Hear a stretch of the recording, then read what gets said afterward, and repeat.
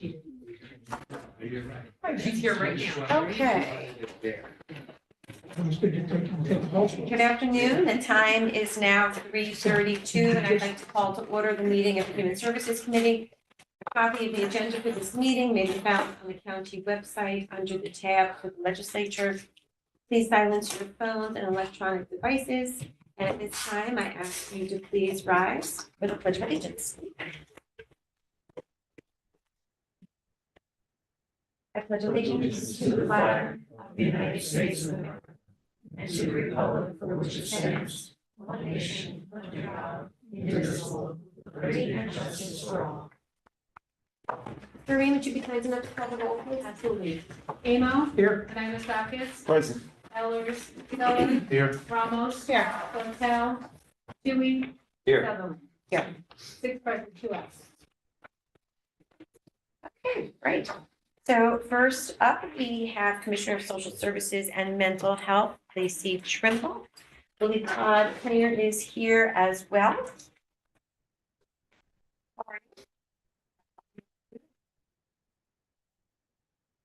Ready for the pumpkin spice based on the weather outside?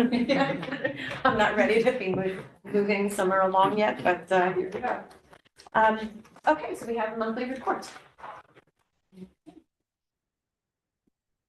So the format is the same as the previous. So page 2 is where we start with the data for the report. Temporary assistance was provided to 1,382 cases in June.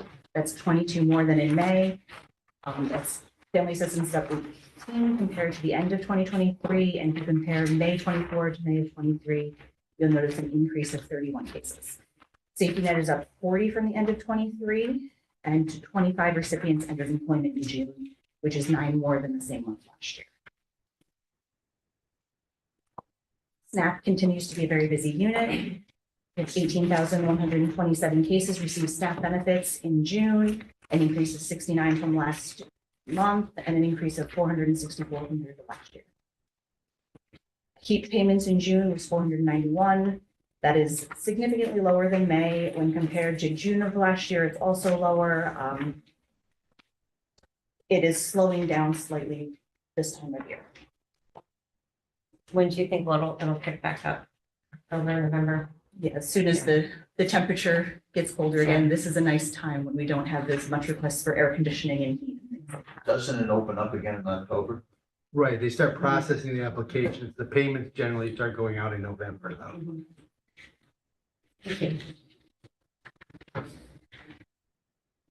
Staff we've covered, sorry. Emergency housing placements continue to trend higher compared to last year, with a current average of 20.1 in families and 46.8 singles.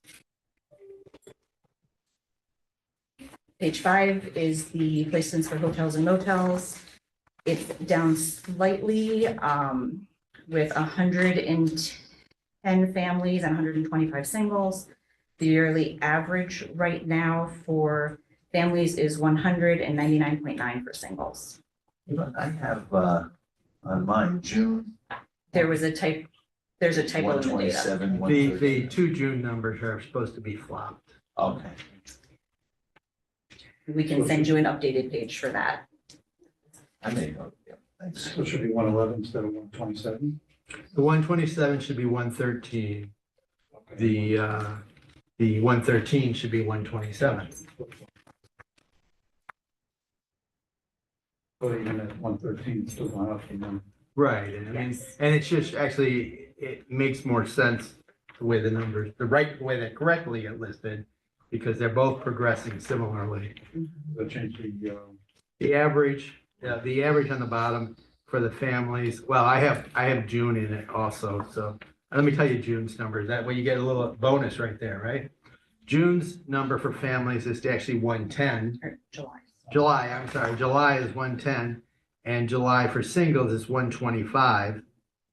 Brings the average for families to 100 even. Brings the average for singles, because singles started the year so low, brings the average for singles at 99.9. They're literally both 100. Project Life numbers are consistent. They've remained constant through the year. And 713 individuals experiencing homelessness received services in June. This is 35 more individuals than in May. Comparing June through June of last year through June of this year, we're up about 250.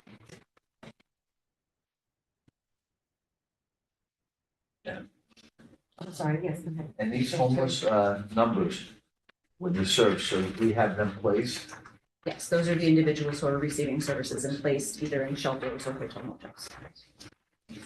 right? Turn to page 6. In June, there was a total of 20,616 locally managed Medicaid cases. It's 607 less than the end of year last year. If you look at June 23 compared to June 24, it's a decrease of 1,243 locally managed cases, which equates to 22,601 individuals for the month of June, which again is down from 2023. Continue to go up, because you're taking over, is that the deal? Because of the Medicaid unwind, we anticipate the numbers to continue to go down, both in the locally managed and the Nothing state. something you did good or bad, it just happening in the system. Correct. People who didn't have to recertify now will recertify now that the COVID flexibilities have gone away. And you should really see the larger decrease on the cases that the state is managing, Mhm. because ours are generally long-term, and so it's a different situation.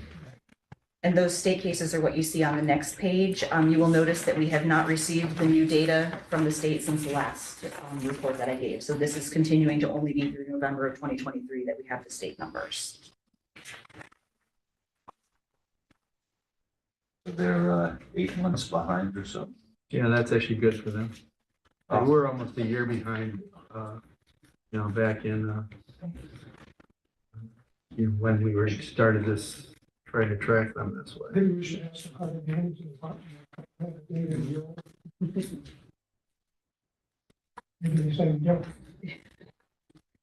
The raise the age numbers were slightly higher in June, but still within the normal range for what we see month to month. With adolescent offenders and juvenile offender category being 5 and the JD category, the JD category was 5 and the adolescent offender juvenile offenders was 8. Page 9, there were 280 reports of child abuse and neglect investigated in June. 169 of those were assigned to traditional response. 111 were assigned to FAR.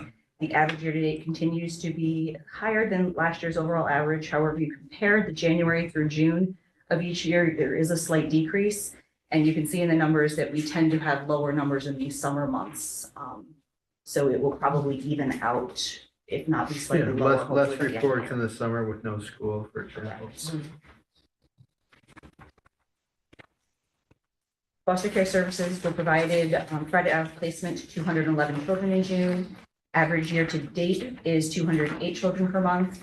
From January through June of 2023, the average number of children in foster care was 227. So this 208 represents a decrease compared to the same time last year. The total number of active cases in adult protective services was 252 in June, with 41 new individuals assigned and assisted. Average case number per month is 265.5, which is approximately the same as what it was the same time last year. Home care is continuing to trend higher with 297 cases. The average is at 290, and the average for the same time last year was 265. Mike. I'm sorry. Mike. Please. Mike. Yeah. Okay.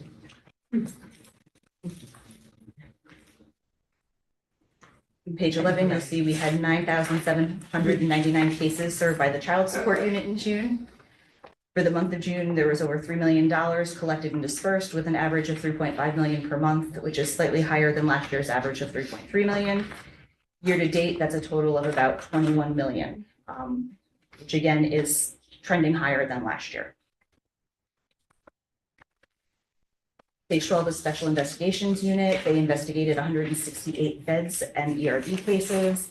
The state calculated the cost avoidance for Orange County for June was $559,245, and the EVR was $93,660. The combined year-to-date for Orange County is approximately $4.4 million. The unit also investigated 65 allegations of fraud in June. 57 were founded and substantiated as fraud, and the year-to-date savings from these investigations was $64,663. Does anybody have any questions? No. Thank you so much. Thank you.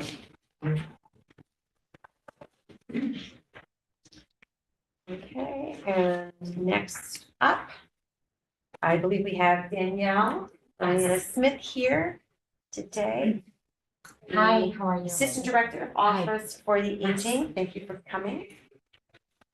So we have a request to accept and appropriate New York State Office of Mental Health WOGI Welcome Orange Geriatric Initiative grant funds, which were received by Orange County Office of Mental Health on behalf of Office for the Aging. The amount is $10,000. Legislative request number 186. And have a motion, please. Tui, legislators Tui and Ramos. What can you tell us here? Yes, so like you just said, Janet, WOGI stands for Welcome Orange Geriatric Initiative. It's a triple partnership between us, aging, mental health, and substance use agencies. And what we do is we strive to increase wellness, independence, and maintain stability in the community for individuals 55 years of age and older. Our goal is to increase access to behavioral health services, aging services, and substance use abuse services by providing outreach, community-based services, and telepsychiatry services. So this is what our department receives. It's about $10,000 every year from the grant. And then we turn around and we usually just use it towards all the marketing materials for the program, for what we do, just to, get the program out and gain awareness of what we do. So we do that every year. That's what we plan to do it again. That's where we are. Okay, does anybody have any questions? No? Okay. Call into question, all in favor? Aye. Anyone opposed? So moved. Okay, thank you so much for Thank you. being here. And that is the end of the meeting. Can I have a motion to adjourn, please? Ramos and Tui. Thank you. So she's around until Thursday, and then she's in Ireland.